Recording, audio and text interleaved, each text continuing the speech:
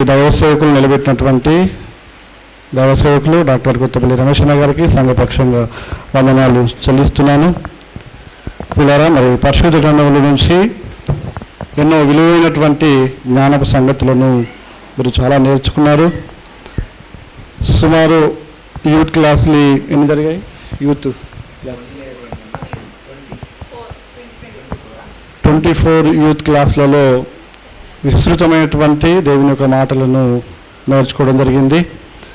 అలాగే మరి యవనస్తుల కూడిక 2వ కార్యంలోనికి రావటానికి దేవాది దేవుడు కృప చూపించినందుకు దేవునికి స్తోత్రాలు చెల్లిస్తున్నాను.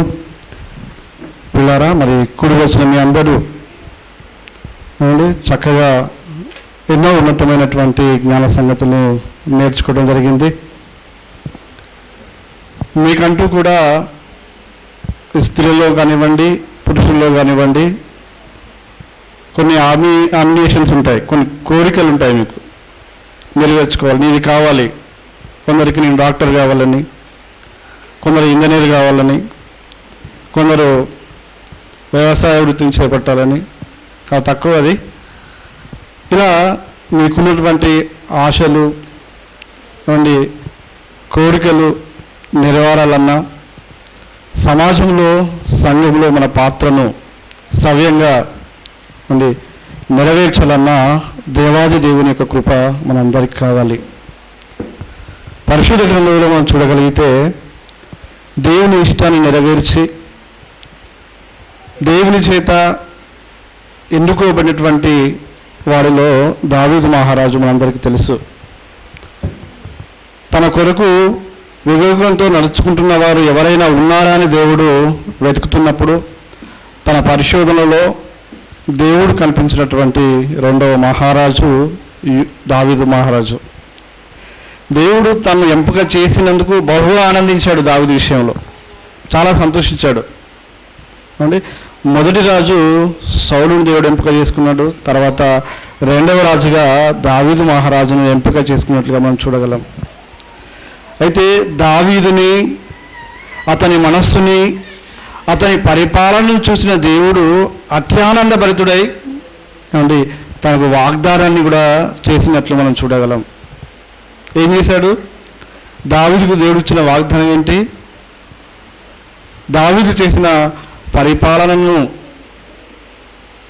పరిపాలన విషయంలో ఆనందించినటువంటి దావీదు గారు, సంతోషభరితుడై దావీదు గారు, నీ గర్భవాసంలోంచి వచ్చినటువంటి వారిలో అండి సింహాసనం మీద అంతం వరకు ఉంటాడు అని చెప్పి సెలవివ్వటం జరిగింది.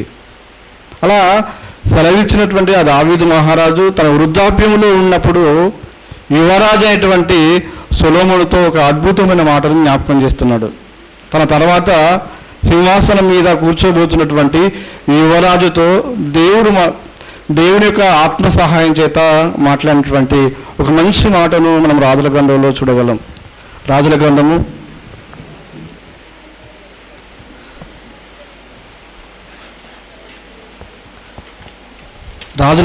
మొదటిది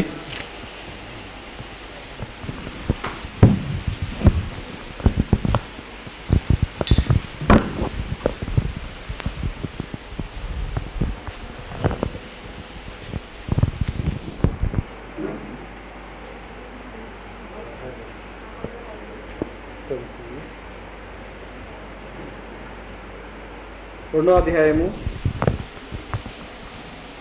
1వ వచనం నుంచి మనం చూడగలిగితే దావీదు మహారాజు యువరాజు అయినటువంటి సొలొమోనుతో మాట్లాడుతున్నటువంటి ఒక మంచి మాటను ఈ సమయంలో చదువుకుందాం.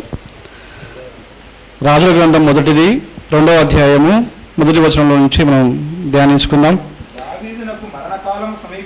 దావీదునకు మరణకాలము సమీపింపగా అతడు తన కుమారుడైన సొలొమోనునకు ఇలాగున ఆజ్ఞ ఇచ్చెను, లోకులందరూ పోవలసిన మార్గమున పోవుచున్నాను కాబట్టి నీవు ధైర్యము తెచ్చుకొని నిబ్బరము కలిగి నీ దేవుడైన యెహోవా అప్పగించిన దాన్ని కాపాడి ఆయన మార్గములను అనుసరించిన ఎడల నువ్వు ఏ పని పూనుకొనెను ఎక్కడ తిరిగినను అన్నింటిలో వివేకంగా నడుచుకుందువు. మోషే ధర్మశాస్త్రంలో వ్రాయబడి ఉన్న దేవుని కట్టడలను ఆయన నియమించిన ధర్మమంతటిని ఆయన న్యాయ విధులను శాసనములను గైకొనుము. దావీదు మహారాజు మరణకాలంలో ఏమండి యవనస్తుడైనటువంటి సొలొమోనుతో మాట్లాడుతున్నటువంటి మాట, నాయన నేను వెళ్ళిపోవుటకు సమయం ఆసన్నమైనది, నేను లేను అని నువ్వు దిగులు చెందకూడదు. అయ్యో మా నాన్న వెళ్ళిపోయాడు అని చెప్పి నువ్వు బాధపడకూడదు. దేవుడు నీకు తోడయుండి నువ్వు చేయు కార్యం అన్నింటిలో దేవుడు నీకు సహకారంగా ఉండాలి అన్నా, నువ్వు ఏ పని చేసినా అది సక్సెస్ కావాలి అన్నా, నువ్వు ఎక్కడ తిరిగినా నీకు మేలు జరగాలంటే నీవు చేయాల్సినటువంటి ఒక పని ఉంది నాయనా అని తన కుమారుడైనటువంటి యువరాజుతో దావీదు గారు మాట్లాడుతున్నారు. నేను వెళ్ళిపోవటకు సమయం ఆసన్నమైనది, అయితే నువ్వు భయపడకు, దిగులు పడకు, దేవాది దేవుడు నీకు తోడుగా ఉంటాడు. అయితే దేవుడు నీకు ఎప్పుడు తోడుగా ఉంటాడో తెలుసా? ఎప్పుడు తోడుగా ఉంటాడు దేవుడు?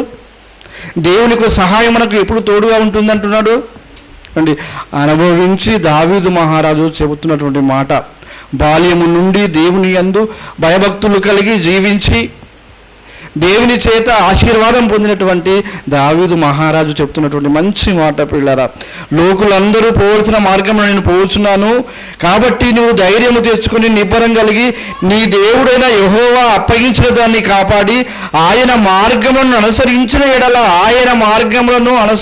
ఎడల అంటే దేవుడు నీకు ఇచ్చినటువంటి ధర్మశాస్త్రాన్ని నీవు గైకొని దేవుడు సెలవిచ్చిన మాటలను నీ హృదయం అనే పలకల మీద నువ్వు రాసుకొని వాటి ప్రకారంగా నీవు జీవించినప్పుడు నువ్వు ఏమి చేసినా, ఎక్కడ తిరిగినా, నువ్వు ఏ పని చేసినా అది సక్సెస్ అవుతుంది అంటున్నాడు. ఎప్పుడు? దేవుని యొక్క ఆజ్ఞలను గైకొని దేవుని యొక్క ధర్మశాస్త్ర విధులను నెరవేర్చినప్పుడు మనకున్నటువంటి కలలు సాకారమవుతాయి, మనలో దేవుని చిత్తము నెరవేర్చబడుతుంది. ప్రేమైన దేవుని వాళ్ళరా, కనుక ఇక్కడ ఉన్న మీరంతా ఎన్నో కళలతో ఆశలతో ఉంటారు. తల్లిదండ్రులను సన్మానించాలని, సంతోషపరచాలని, ఒక మంచి ఉద్యోగం పొందుకోవాలని, సమాజంలో చక్కని పేరు రావాలని, ఇలా మనం ఎన్నెన్నో కళలతో ఆశలతో ఉంటాం. అయితే మనకున్నవన్నీ నెరవేరాలన్నా దేవుని చిత్తాన్ని మనం నెరవేర్చాలన్నా దేవుని యొక్క సహాయము, కాపుదల మనకు కావాలి. దేవుని యొక్క కాపుదల లేకుంటే మనం ఏమైనా చేయగలుగుతామండి? ఏమీ చేయలేం. పల్లెములో ఉన్నటువంటి ఆహారము నోట్లోకి రావాలి అన్నా సృష్టికర్త అయినటువంటి దేవాది దేవుని యొక్క సెలవు కావాలి. ప్రేమ దేవుని వాళ్ళరా, కనుక యవనస్తులతో దావీదు మహారాజు చెప్తున్న మాటలు ఏమంటున్నాడు? యెహోవా అప్పగించిన దాన్ని కాపాడి ఆయన మార్గములను అనుసరించిన ఎడల నువ్వు ఏ పని పూనుకొనినను, ఎక్కడ తిరిగినను అన్నింటిలో వివేకముగా నడుచుకుందువు, అన్నింటిలో వివేకంగా నడుచుకుందువు. ఎప్పుడు? ధర్మశాస్త్రాన్ని మనం గైకొన్నప్పుడు, ధర్మశాస్త్రంలో దేవుడు వ్రాయించిన ఆ మాటలు మన హృదయంలో భద్రంగా మనం రాసుకున్నప్పుడు మనం ఎక్కడ తిరిగినా వివేకంగా నడుచుకునే అవకాశం ఉంది అంటున్నాడు. అలా తండ్రి చేత ఈ మాటలు విన్నటువంటి యవనస్తులైనటువంటి సొలొమోను గారు తర్వాత కాలంలో తన బాల్యం నుండి కూడా దేవుని యందు భయభక్తులు కలిగి దేవుని ద్వారా తాను కూడా ఆశీర్వాదాన్ని పొందుకున్నాడు. చిన్న వయసులోనే దేవుడు తనతో మాట్లాడాడు. దేవుడు పిలిచినప్పుడు ఏం కోరుకున్నాడు సొలొమోను గారు? నీకు ఏం కావాలి నాయన అంటే ఏం కోరుకున్నాడు? జ్ఞానాన్ని కోరుకున్నాడు. చూడండి, ఇంతకుముందు తండ్రి చెప్పాడు కదా, నాన్న నువ్వు నీ పని జరగాలి అంటే, నువ్వు సక్సెస్ కావాలి అంటే నువ్వు ధర్మశాస్త్రాన్ని గైకొను, దేవుని మాటలను నీ హృదయంలో ఉంచుకో నాన్న అని చెప్పాడు. ఆ మాటలు తన హృదయంలో ఉన్నాయి. ఆ మాటలు తన హృదయంలో ఉన్నప్పుడు దేవుడే ప్రత్యక్షమై నీకు ఏం కావాలి అన్నప్పుడు వివేకంతో అడిగాడు, నాకు జ్ఞానం కావాలి, నీ ప్రజలను పరిపాలించే జ్ఞానం నాకు కావాలి అని అడగగలిగాను అంటే అది దేవుని యొక్క ఆత్మ సహాయంతో నాకు తోడుగా ఉంది. అంతేకాదు అడగకపోయినా దేవుడు ఏమి ఇచ్చాడు? ఐశ్వర్యాన్ని ఇచ్చాడు, ఏమండి మంచి హోదాని ఇచ్చాడు. అప్పటి వరకు ఉన్నటువంటి రాజులలో లేనటువంటి మహాజ్ఞానము దేవుడు సొలొమోనుకు అందించాడు. పిల్లరా, ఆ మహారాజు రాసినటువంటి గ్రంథాల్లో ఉన్నటువంటి ఒక మాటను ఈ దేవుడు మనకిచ్చిన ఈ మంచి సమయంలో పరిశీలన చేద్దాం. ఏమండి ప్రసంగి గ్రంథము 10వ అధ్యాయము, ప్రసంగి గ్రంథము 10వ అధ్యాయము 8వ వచనం చదువుకుందాం. ప్రసంగి గ్రంథము 10వ అధ్యాయము 8వ వచనము. గ్రొయ్యి త్రవ్వువాడు దానిలో పడును, కంచె కొట్టువానిని పాము కరుచును. సరిపోతుంది. దీని భావాన్ని మనం తెలుసుకొని ముగించుకుందాం. మీరు కూడా మాట్లాడాలి. గ్రొయ్యి త్రవ్వువాడు దానిలో గోతిలో అంటే ఏంటండి? తెలుసా మీకు? దీని అర్థం తెలుసా? గ్రొయ్యి త్రవ్వువాడు దానిలో పడును అంటే ఏంటి?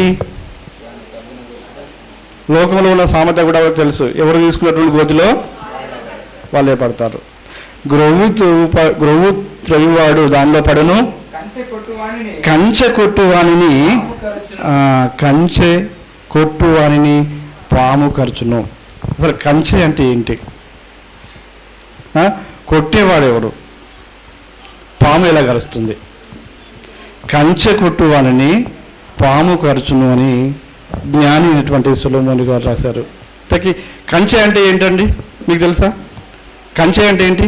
మీకు తెలిసిందని చెప్పండి. ఫినిషింగ్. ఉదాహరణకి మనం బయట చూడగలిగితే ఒక మామిడి తోట ఉందనుకోండి, దానికి చుట్టూ ముళ్ళ కంచేస్తారు, ఫోల్స్ వేసి దాని చుట్టూ వైర్లు నాటడం జరుగుతుంది. ఎందుకోసం? బయట నుంచి ఎవరు లోనికి రాకుండా, లేదంటే ఏదైనా పశువులు కానివ్వండి, వేసినటువంటి ఆ పంటలు కానివ్వండి, ఆ చెట్లను కానివ్వండి తినకుండా కాపుదల కోసం కంచె వేయడం జరుగుతుంది. కంచె అంటే మనకు తెలుసు. ఇప్పుడు మనకు సిటీలో మనం చూడగలిగితే ఎక్కడైనా ధర్నాలు కానివ్వండి, రాస్తారోకలు కానివ్వండి చేస్తున్నప్పుడు ఏం చేస్తారు?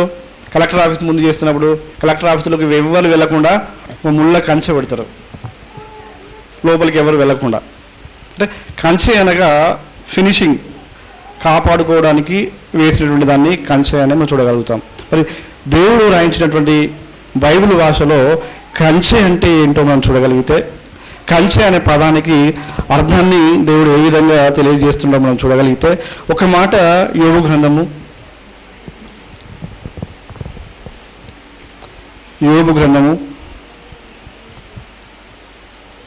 1వ అధ్యాయము 10వ వచనం.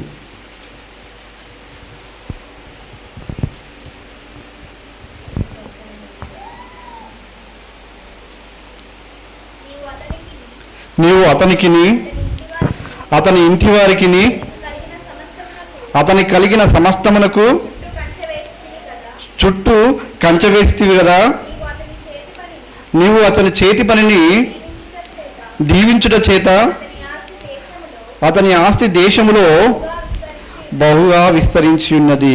నీవు అతనికిని అతని ఇంటి వారికిని అతనికి కలిగిన సమస్తమునకును చుట్టూ కంచె వేసితివి కదా. ఇక్కడ కంచె అనగా మనం ఎలా అర్థం చేసుకోవాలి? కాపుదల. కంచె అనగా దేవుని యొక్క కాపుదల.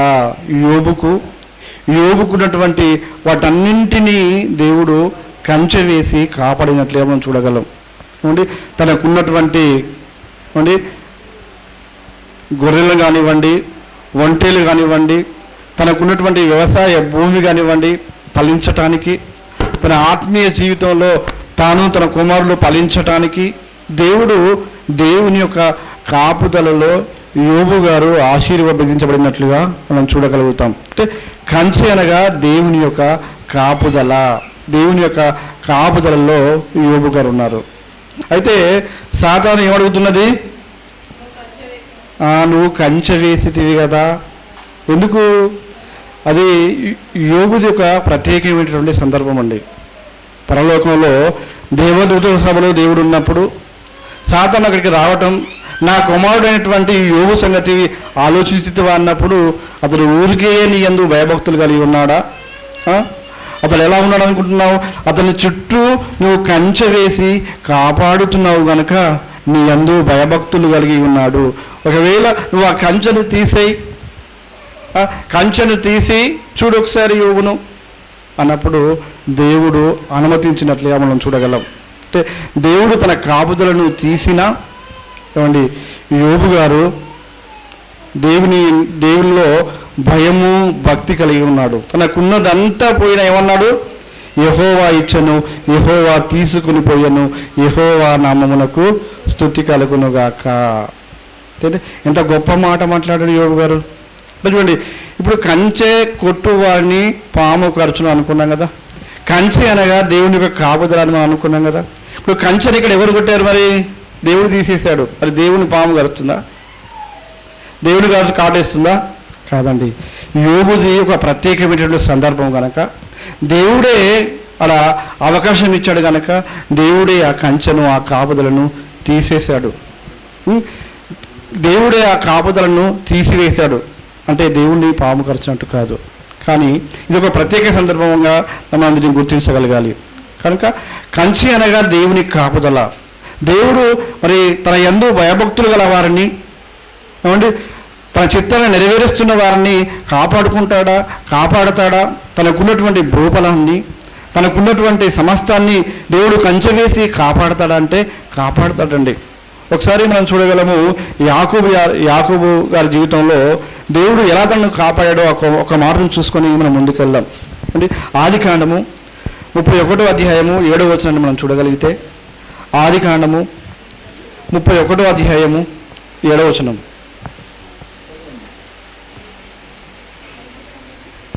ఆదికాండము 31వ అధ్యాయము 7వ వచనం.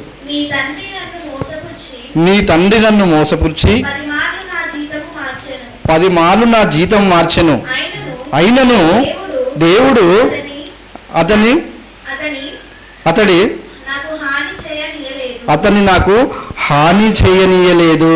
నీ తండ్రి నన్ను మోసపుచ్చి 10 మార్లు నా జీతము మార్చెను, అయినను దేవుడు అతన్ని నాకు హాని చేయనీయలేదు. అతడు జీతం మార్చినా మారకుండా దేవుడు నన్ను కాపాడాడు. చూడండి, అంటే దేవుని యొక్క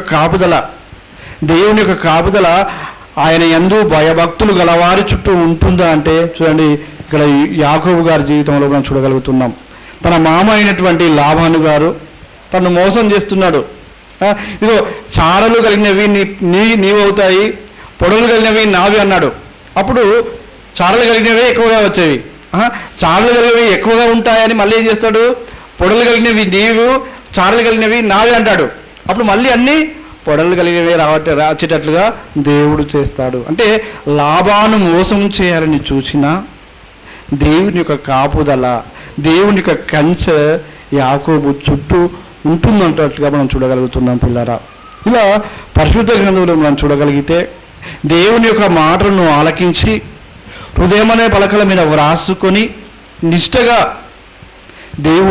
దేవుడు చెప్పినట్లుగా ఎవరైతే నెరవేర్చారో, ఎవరైతే దేవుని మాటలకు శిరసావహించి చిత్తము సెలవివ్వండి అని చెప్పి దేవుడు చెప్పిన దాన్ని ఆలకించి నెరవేర్చారో వారి చుట్టూ దేవుడు కంచె వేసి కాపాడుకుంటున్నట్లుగా చూడగలుగుతున్నాం పిల్లరా. ఈరోజు యవనస్తుల కూడికలో ఉన్నటువంటి మీరందరూ కూడా ప్రథమ స్థానాన్ని దేవుని యొక్క మాటలకు ఇవ్వగలిగితే, మీ హృదయంలో దేవుని మాటలు వ్రాయబడితే ఆ ప్రకారంగా మీరు జీవించగలిగితే మీ చుట్టూ దేవుడే కంచె వేసి కాపాడుకుంటాడు. చూడండి, లాబాను హాని చేయనీయలేదు దేవుడు. అంటే హాని చేసేటట్టుగా చూశాడు ఆయన. లాబాను యాకోబును మోసం చేయాలని చూశాడు, కానీ మోసము చేయకుండా దేవుడే అడ్డుకట్ట వేసి యాకోబును కాపాడుకున్నట్లుగా చూడగలుగుతున్నాం. దేవుని యొక్క కాపుదలలో యాకోబు ఉన్నాడు, దేవుని యొక్క కాపుదలలో ఒక అబ్రహాము ఉన్నాడు, ఒక ఇస్సాకు ఉన్నాడు. ఇలా మనం చూడగలిగితే భక్తుల చుట్టూ దేవుడు కంచె వేసి కాపాడుకున్నట్టుగా చూడగలుగుతున్నాం. చూడండి, ఎవరికి కాపుదల ఎక్కువగా ఉంటుందంటే మనం లోకంలో రక్షణ వ్యవస్థను చూడగలం. పోలీసు వ్యవస్థను, పోలీస్ స్టేషన్స్ ఉంటాయి. ఎందుకొరకు పోలీస్ స్టేషన్స్ ఎందుకుంటాయి? ప్రజల క్షేమం కొరకు. ఎక్కడైనా అపాయం జరిగింది, గొడవ జరుగుతుందని ఫోన్ చేయగానే వచ్చి కాపాడుతుంటారు. ఏదైనా మనకు జరిగితే వెళ్ళి మనం కంప్లైంట్ చేసి మనకు రావాల్సిన దాన్ని తీసుకునే అవకాశం ఉంటుంది. అలాగే వీరికంటే ఎక్కువగా ముఖ్యమైన వారికి ఇంకెక్కువ భద్రత ఉంటుంది. ఎవరికి? ముఖ్యమంత్రి కానివ్వండి, ఎమ్మెల్యేలకు కానివ్వండి. మనకేమో పోలీస్ స్టేషన్లో ఉంటారు పోలీసులు, వారికైతే వాళ్ళకి ఎక్కడ ఉంటారు? వాళ్ళ చుట్టే ఉంటారు. ఎమ్మెల్యేకి అయితే ఒక 4 ఉంటారు, ముఖ్యమంత్రికి అయితే ఇంకెక్కువ. అలాగే ఇంకా ప్రధానమంత్రికి అయితే ఇంకెక్కువ భద్రత ఉంటుంది, జెడ్+ భద్రత ఏర్పాటు చేస్తారు. మరి అలాగే ఏమండి, ఒక పోలీసు వ్యవస్థ ఎలాంటి రక్షణను ప్రజలకు ఇవ్వగలుగుతుందో, నాయకులకు ఇవ్వగలుగుతుందో, అంతకంటే ఎక్కువ రక్షణను దేవుడు తన యందు భయభక్తులు గల వారికి ఇస్తున్నట్లుగా మనం చూడగలుగుతున్నాం. మన చుట్టూ కంచె వేసి మనల్ని కాపాడుకుంటాడు. మన తల్లిదండ్రులైనా అండి ఒకనొక సమయంలో నిద్రపోవచ్చు. మనకు అపాయం జరుగుతున్నప్పుడు, మనం ప్రయాణంలో ఉండి ఏమండి మన రాకపోకలు ఏందో స్కూల్కి వెళ్తున్నప్పుడు కానివ్వండి, కాలేజీకి వెళ్తున్నప్పుడు కానివ్వండి, మన తల్లిదండ్రులు ఉంటారండి, భద్రత ఏర్పాటు చేయగలుగుతారు? వాళ్ళు చేయలేరు. కానీ దేవుని యొక్క మాటలను ఆలకించి అండి దాని ప్రకారంగా మనం జీవించగలిగితే మనం ఎక్కడ ఉన్నా దేవుని యొక్క కాపుదల కంచె మన చుట్టూ ఉంటుందనే విషయాన్ని మర్చిపోకూడదు. మన చుట్టూ కంచె వేసి దేవుడు మనల్ని కాపాడుకుంటాడు. పిల్లల విషయంలో దేవుడు మాట్లాడుతూ ఒక మంచి మాటను చూడగలుగుతాం. మత్తయి సువార్త 18వ అధ్యాయము, మత్తయి సువార్త 18వ అధ్యాయము 10వ వచనం అనుకుంటారు. ఈ చిన్నవారిలో ఒకరినైనా తృణీకరింపకుండా చూచుకునుడి. వీరి దూతలు పరలోకమందున నా తండ్రి ముఖమును ఎల్లప్పుడూ పరలోకమందు చూచుచుందురని. వీరి దూతలు చిన్నవారి విషయంలో మాట్లాడుతూ, వీరి దూతలు పరలోకమందున తండ్రి ముఖాన్ని ఎల్లప్పుడూ చూస్తున్నాయి. ఎందుకు? దేవుని వైపు చూస్తున్నాయి. పిల్లల కోసం ఏర్పాటు చేయబడిన దేవదూతలు. దేవుడు సెలవిస్తాడా, వెంటనే వెళ్ళి కాపాడుతాను. ఇదిగో నా పిల్లలు సెమినార్కి వెళ్తున్నారు, వారికి ప్రమాదం సంభవించబోతుంది, వెళ్ళు అనగానే వెళ్ళి కాపాడుకుంటాయి. ఇదిగో నా మాటలు వినడానికి వెళ్తున్నారు, నా సన్నిధికి వెళ్తున్నారు, వారికి అభద్రత ఉంది, వెళ్ళండి అనగానే దేవుడు ఎప్పుడు సెలవిస్తాడా అని చెప్పి ఆయన ముఖాన్నే చూస్తున్నాయి. ఎవరి దూతలు? వీరి దూతలు. మనందరి కోసం పరలోకంలో దేవదూతలు ఏర్పాటు చేయబడ్డాయి. మన కోసం, మనల్ని కాపాడడానికి, మన చుట్టూ కంచె వేసి దేవుడు మనల్ని కాపాడుకోవడానికి భద్రతా వ్యవస్థను ఏర్పాటు చేశాడు పిల్లరా. అలాంటి భద్రతా వ్యవస్థ ఎల్లప్పుడూ మన చుట్టూ అంటే ఎవరైతే దేవుని యందు భయము భక్తి కలిగి జీవిస్తారో వారి చుట్టూ దేవుని యొక్క రక్షణ వ్యవస్థ, దేవుని యొక్క కంచె కాపుదల ఉంటుందనే విషయాన్ని మర్చిపోకూడదు. అయితే మరి సొలొమోను గారు రాసినట్లుగా కంచె కొట్టువారిని పాము కరుచును అంది. కంచె అనగా దేవుని కాపుదల అనే విషయాన్ని అర్థం చేసుకున్నాం. మరి కొట్టేవారు ఎవరు? కొట్టేవాళ్ళు ఎవరు కాదు. కొట్టేవారు ఎవరు అని మనం ఆలోచించగలిగితే మనకు తెలుసు. పరిశుద్ధ గ్రంథంలో మనం చూడగలిగితే దేవుడు ఏర్పాటు చేసుకున్నటువంటి రాజులలో మొదటి రాజు ఎవరు? సౌలు మహారాజు. సౌలు గారు మీరు రాజుగా ఉండాలి అన్నప్పుడు ఏమన్నాడు? అయ్యో నేను రాజుగా ఉండడం ఏంటి? ఇశ్రాయేలీలలో నా గోత్రము అల్పమైనది, అలాగే బెన్యామీను గోత్రంలో మా కుటుంబం ఇంకా అల్పమైనది, నేను రాజు ఏంటి? నో, నీవే కావాలి, దేవుని ఇష్టము నీ మీదనే ఉంది అని చెప్పి సమూయేలు గారు సౌలును మొట్టమొదటి ఇశ్రాయేలు రాజుగా అభిషేకించడం జరుగుతుంది. అభిషేకించడం మొదలుకొని దేవుడు తనకు తోడుగా ఉండి ఎన్నో యుద్ధాలను గొప్పగా జరిగించినట్లుగా మనం చూడగలం. అలా జరిగించిన తర్వాత కొంతకాలం తర్వాత ఒకరోజు దేవుని యొద్దకు వెళ్ళాడు. దేవుడు సెలవు కోసం దేవుడు వేడుకుంటున్నాడు, కానీ దేవుడు సెలవు ఇవ్వటం లేదు. శత్రువులు ఏమో ముందుకు వస్తున్నారు. ఈయనేమో దేవుని అడుగుతున్నాడు. అంతకుముందు దేవుడు ఎప్పుడు అడిగినా, దేవా నేను వెళ్ళొచ్చా, వెళ్ళకూడదు అంటే, కమ్ వెళ్ళు, యుద్ధం చేయి, నేను నీకు తోడుగా ఉంటాను అని చెప్పి సెలవిచ్చాడు ఎన్నో మార్లు.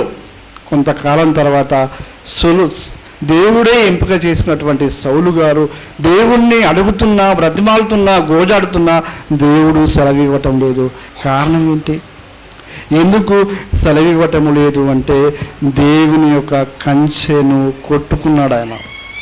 దేవుని యొక్క కాపుదలలోంచి బయటకు వచ్చాడు. దేవుడు సెలవిచ్చిన మాటల విషయంలో నిర్లక్ష్యంగా ఉన్నాడు. ఎప్పుడైతే దేవుని కంచెను దాటాడో, ఎప్పుడైతే దేవుని మాటల విషయంలో నిర్లక్ష్యంగా ఉన్నాడో, దేవుడు తన సెలవును తనకి ఇవ్వటం లేదు. చేయాల్సిన కార్యాలను, జరగబోయేదాన్ని దేవుడు తనకు తెలియచేయాలనుకుంటున్నప్పుడు దేవుడు అడుగుతున్నా చెప్పడానికి దేవుడు ఒప్పుకోవటం లేదు. చూడండి, ఒక మాటను ఈ సమయంలో మనం చూడగలిగితే, సమూయేలు గ్రంథము మొదటిది 28వ అధ్యాయము. సమూయేలు గ్రంథము మొదటిది 28వ అధ్యాయము 6వ వచనం.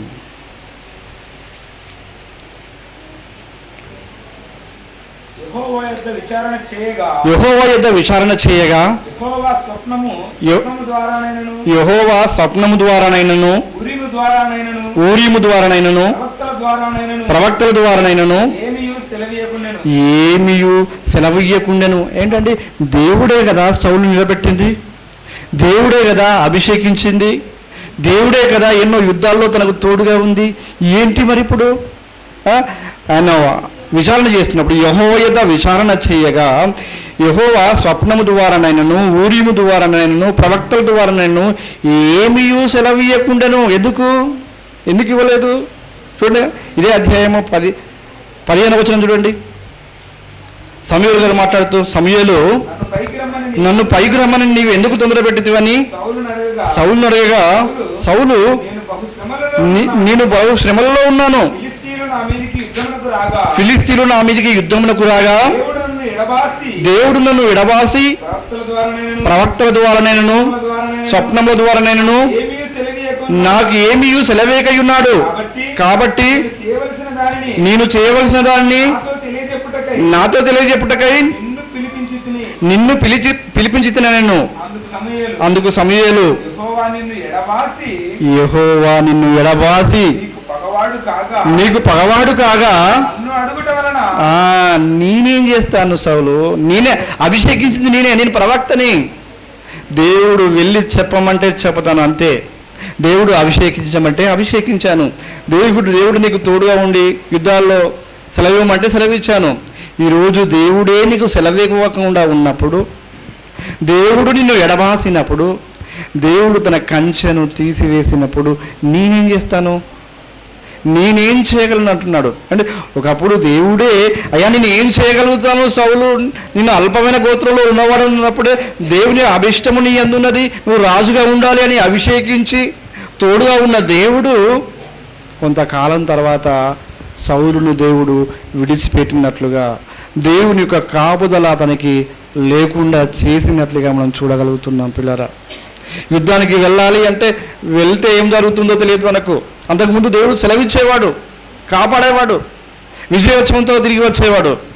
భయపడిపోతున్నాడు, వణుకుతున్నాడు. కారణం ఏంటంటే దేవుని యొక్క కాపుదలతో తన జ్ఞానమే గొప్పదనుకున్నాడు. దేవుని యొక్క మాటల విషయంలో నిర్లక్ష్యంగా ఉన్నాడు. దేవుని యొక్క మాటలను నిర్లక్ష్య పెట్టాడు. ఎప్పుడైతే దేవుని విషయంలో, దేవుని మాటల విషయంలో నిర్లక్ష్యాన్ని వ్యవహరించాడో సౌలు గారు, అప్పటి నుంచి దేవుడు వదిలేశాడు. దేవుని యొక్క కాపుదల నుంచి బయటకు వచ్చాడు. కాపుదలలో ఉన్నంత కాలం అంటే దేవుని యొక్క రెక్కల చాటున మనం ఉన్నంత కాలము దేవుడు మనల్ని కాపాడుతాడండి. దేవుని మాటలను లెక్క చేయకుండా మనం జీవిస్తున్నప్పుడు దేవుడి యొక్క కాపుదల మన మీద ఉండదు. కనుక ఇప్పుడు కంచె కొట్టేవాళ్ళు ఎవరు కొడతారు? మనమే కొట్టుకుంటాం.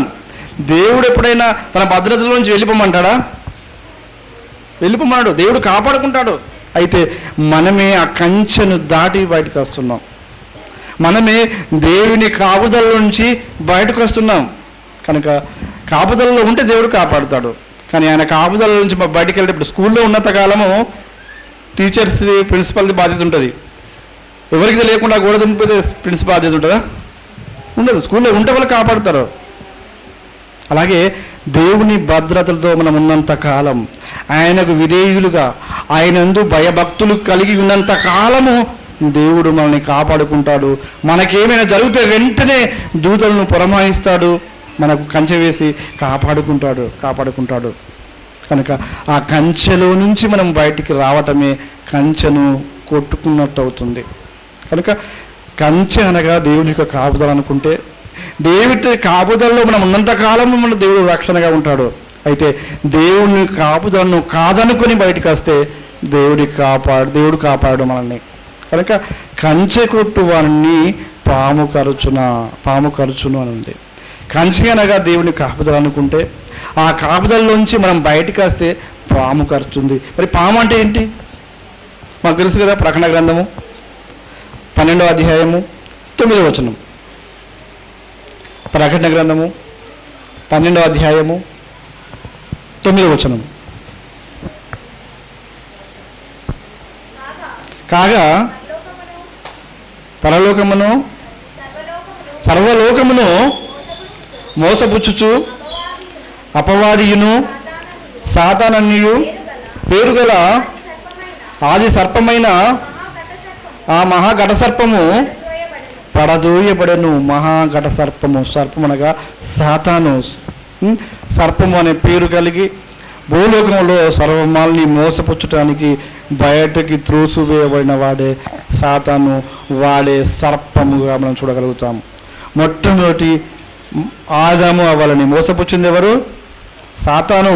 సర్పం రూపంలో వెళ్ళి మోసపుచ్చినట్లుగా మనం చూడగలుగుతున్నాం. అయితే వాడు ఎప్పుడు కాటు వేస్తాడండి? వాడు ఎప్పుడు కాటు వేయడానికి మనకి అనుకూల సమయము? కంచె ఎవరైతే దాడతారో వారిని కాటు వేస్తాడు వాడు. కంచెలో ఉన్నంత కాలము కాటు వేయటము అసాధ్యం, వాడు ముట్టడము అసాధ్యం. దేవుని కాపుదల్లో మనం ఉన్నంత కాలము దుష్టుడు మనల్ని ముట్టే అవకాశము లేదు.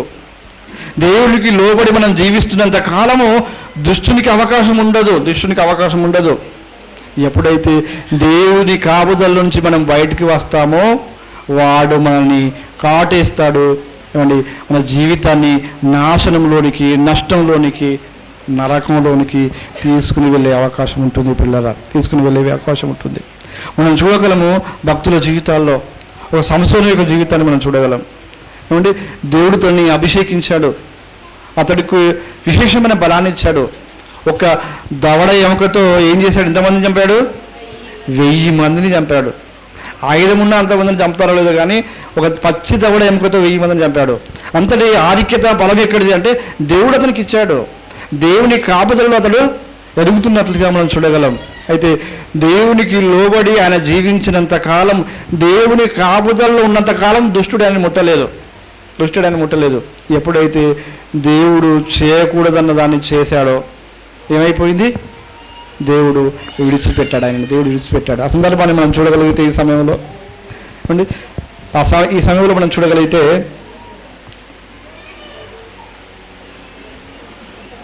న్యాయాధిపతుల గ్రంథము, న్యాయాధిపతులు 16వ అధ్యాయము, న్యాయాధిపతుల గ్రంథము 16వ అధ్యాయము. అంతకుముందు ఎన్నోసార్లు శత్రువు తన మీదకి వచ్చారు, మరి విడజిమ్ముకుని వెళ్ళిపోయాడు. శత్రువులు వస్తున్నారాగానే దేవుడి యొక్క కాపుదల అతనికి వచ్చేసింది, వారిని చిత్తునీలుగా చేసినట్లుగా మనం చూడగలం. అయితే ఎప్పుడైతే దేవుడు చేయకూడదని కార్యక్రమాన్ని ఆయన చేశాడో వెంటనే తనను ఎడబాశాడు. ఏమండి, న్యాయాధిపతుల గ్రంథము 16వ అధ్యాయము 21వ వచనం. ఆమె సంసోను ఫిలిస్తీయులు నీ మీద పడుచున్నారనగా అతను నిద్ర మేలుకొని ఎప్పటి ఎట్లు నిన్ను బయలుదేరి విడిజిమ్ముడు అనుకున్నాను. అయితే యెహోవా తనను ఎడబాసనని, ఎప్పటి వల్లే దేవుడు ఉన్నాడు అనుకున్నాడు, కానీ దేవుడు ఎడబాశాడు. కొంతవరకు సౌలుకు దేవుడు తోడుగా ఉన్నాడు, ఆ తర్వాత విడిచిపెట్టాడు. ఎప్పుడు దేవుని యొక్క కాపుదల నుంచి ఆయన బయటకు వచ్చాడు కనుక. అలాగే సంసోను కూడా దేవుని యొక్క కాపుదలలో ఉన్నంత కాలం దేవుడు అతనికి తోడుగా ఉన్నాడు. ఎప్పుడైతే నాజీరు చేయకూడదని సెలవిచ్చాడో దాన్ని చేశాడో వెంటనే దేవుడు ఏం చేశాడు? విడిచిపెట్టాడు. ఎప్పుడైతే విడిచిద్దాం అనుకున్నాడు, కానీ బలము లేదు, బలము వెళ్ళిపోయింది. అంటే దేవుని యొక్క కాపుదల నుంచి బయటకు వచ్చాడో దుష్టుడు అతన్ని ముట్టేశాడు, దుష్టుడు అతన్ని ముట్టి వేసినట్లుగా మనం చూడగలం. తర్వాత కొంతకాలానికి మళ్ళీ దేవుని అడుగుతాడు, అయ్యా నాకు బలం ఇవ్వండి, బలం ఇవ్వండి అని దేవుని వేడుకున్నప్పుడు దేవుడు ఇస్తాడు. అంటే దేవుని యందు భయభక్తులు కలిగి మనం జీవిస్తున్నప్పుడు దేవుని యొక్క కాపుదల ఉంటుందండి. దేవుడు విశేషంగా మనల్ని కాపాడుకుంటాడు, తన సహాయాన్ని, తన రక్షణ వ్యవస్థను మనకు అందిస్తాడు. అయితే ఆయన కాపుదలలో నుంచి మనం బయటకు వచ్చామంటే దుష్టుని ఆధీనంలోకి వెళ్ళిపోతాం. దుష్టుడు కాటు వేసే ప్రమాదం ఉంటుంది. మన కాటు కనుక మన మీద పడితే తిరిగి కోలుకు వెళ్ళము, నష్టంలోకి వెళ్ళిపోయే అవకాశం ఉంటుంది. కనుక ప్రియమైన దేవుని వల్లరా, కంచె కొట్టువాడిని పాము ఖర్చును అంటే కంచె అనగా దేవుని కాపుదల. దాన్ని కొట్టేవారు ఎవరో కాదు, మనమే మన కంచెను కొట్టుకుంటాం. కంచె కొట్టుకొని మనం బయటికి, దేవుని కాపుదల నుంచి మనం బయటకు వస్తే దుష్టుడు సాతాను మనల్ని ముట్టి నష్టంలోనికి తీసుకుని వెళ్తాడు. కనుక దేవుని కాపుదలలో ఉంటేనే భద్రత. దేవుడు మనల్ని కాపాడుతాడు. దేవుని భద్రత వలయంలో నుంచి బయటకు వెళ్తే దేవుడు కాపాడడు. కనుక మీరందరూ దేవుని యొక్క భద్రతా వలయంలో ఉన్నారు. మనందరికీ దేవుని యొక్క కాపుదల ఉంది. ఆ కాపుదలలో కొనసాగుతూ దేవుని యొక్క ఇష్టాన్ని సంపూర్ణంగా నెరవేర్చడానికి మనం సిద్ధపడదాం పిల్లలు. చివరిగా ఒక మాట చూసుకొని ముగించుకుందాం. కీర్తనలు 34వ అధ్యాయము 7వ వచనం. యెహోవా యందు భయభక్తులు గల వారి చుట్టూ ఆయన దూత కావలియుండి వారిని రక్షించును. ఎవరిని? యెహోవా యందు భయము భక్తి గల వారి చుట్టూ. ఇక మనం అంతా ఉన్నాము, మా చుట్టూ ఉంటాయి దేవదూతలు. మనం ఒక్కరిమే ఉన్నాము భయము భక్తి కలిగి, మన చుట్టూ ఉంటాయి. నువ్వు ఎక్కడ ఉన్నా, మనం ఎక్కడ ఉన్నా యెహోవా యందు భయభక్తులు గలవారి చుట్టూ ఆయన దూత కావలియుండి రక్షించును. కనుక మనమంతా నిత్యము సత్యదేవుని యందు భయము భక్తి కలిగి జీవిస్తే దేవుడు మనల్ని ఎల్లవెల్లలా కంచె వేసి కాపాడుకుంటాడు. కనుక మనమంతా నిరంతరము దేవుని యొక్క కాపుదలలో కొనసాగాలని మీ అందరికీ ప్రేమతో ఈ చిన్ని మాటలు తెలియజేస్తూ నా మాటలను ముగిస్తున్నాను. అందరికీ వందనాలు. థ్యాంక్ యూ అన్న. చక్కటి వర్తమానాన్ని అందించి యవన బిడ్డలమైనటువంటి మనందరికీ కావలసిన